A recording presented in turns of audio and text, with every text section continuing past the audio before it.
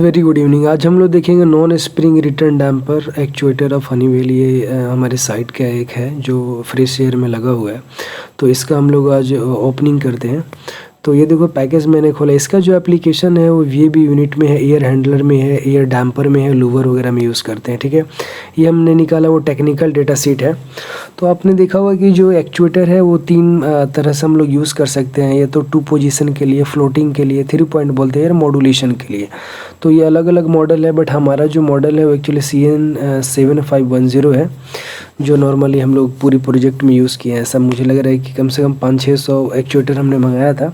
और इसका जो सिलेक्शन होता है वो टॉर्क के अकॉर्डिंग होता है, कितने टॉर्क का हमारा एक्चुएटर है, ये डैम्पर के साइज़ के अकॉर्डिंग सिलेक्शन करते हैं। और ये जो हमने दिखाया ये क्या है, ये हमारा यूनिवर्सल शाफ्ट अडेप्टर है। उसको हम लोग क्या करते हैं कि डक्ट के ऊपर में माउंट करके 2 नट से टाइट कर देते हैं और ये पीछे वाले हुक में फंसा देते हैं। ठीक है, मेरे अंगूठा के पास में ये डी क्लच है। वो डी क्लच अगर आप दबा के रखोगे ना, वो अंगूठा देखो लेफ्ट वाला, तो क्या होगा कि वो जो अपना ये शाफ्ट है वो जैसे आप घुमाओगे वैसे घूमेगा। ठीक है, अभी देखो 2 to 10 वोल्ट है, 0 to 10 वोल्ट है, डायरेक्ट है, उसके बाद में सर्विस ऑफ है और फिर से रिवर्स है।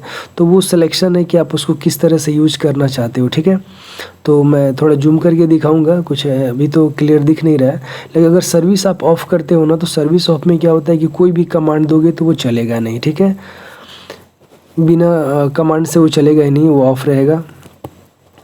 क्लियर, मैनुअली ऑपरेट कर सकते हो उस केस में। और देखो अगर आप ये अलग अलग मोड है, आप किस में सेलेक्ट कर रहे हो। अगर 10 to 0 वोल्ट भी है, 10 to 2 वोल्ट भी है। अगर आप रिवर्स में डाल देते हो, अगर डायरेक्शन में रहेगा, डायरेक्ट में रहेगा, तो जो कमांड दोगे उसके अकॉर्डिंग मॉड्यूलेट करेगा। अगर रिवर्स में कर दोगे तो अगर लेफ्ट से राइट जा रहा था तो राइट से लेफ्ट जाएगा, यानी काउंटर क्लॉकवाइज है और क्लॉकवाइज है तो उसका अपोजिट हो जाएगा। जैसे कि क्लॉकवाइज में जा रहा है 0 to 10 वोल्ट में, तो अगर हम वो करेंगे तो एंटी क्लॉकवाइज में जाएगा। ठीक है, तो CN मॉडल है, दिखा दिया। अब जो हमारा चालू होने वाला है ये शाफ्ट है, और शाफ्ट के जो रहता है डैम्पर शाफ्ट, उसके ऊपर में हम लोग इंस्टॉल करते हैं।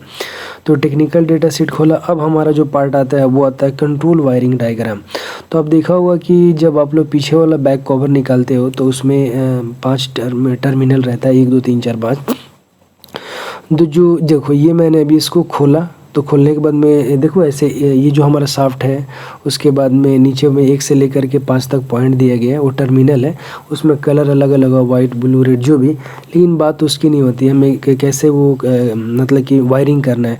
तो 1 नंबर जो होता है देखो 1 से लेकर के 5 तक रहेगा, ये ऐसा वो दिखेगा। तो जो सप्लाई होता है 24 वोल्ट AC वो 1 में देते हैं, 2 नंबर में कॉमन देते हैं, और जो 3 नंबर है अगर आपको मैं थोड़ा जूम करके दिखाऊं तो वो ले करके दिखाया। देखो 1 नंबर में 24 वोल्ट AC, 2 नंबर में कॉमन, 3 नंबर में क्या है फीडबैक कमांड है, और 4 नंबर में ओवरराइड है। ओवरराइड का मतलब ये होता है कि अगर आपने कमांड दे रखा है 10% का, तो वो आप ओवरराइड कर दोगे तो 50% खुलेगा।